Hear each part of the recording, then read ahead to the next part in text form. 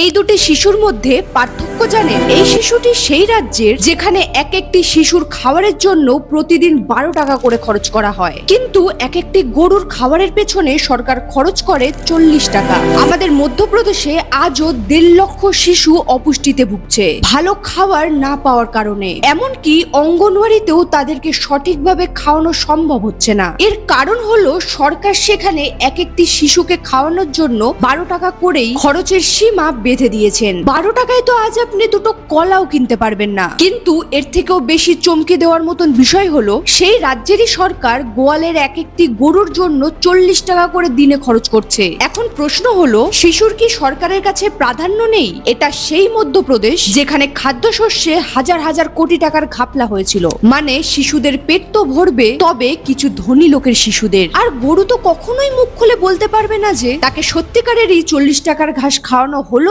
কি হলো না।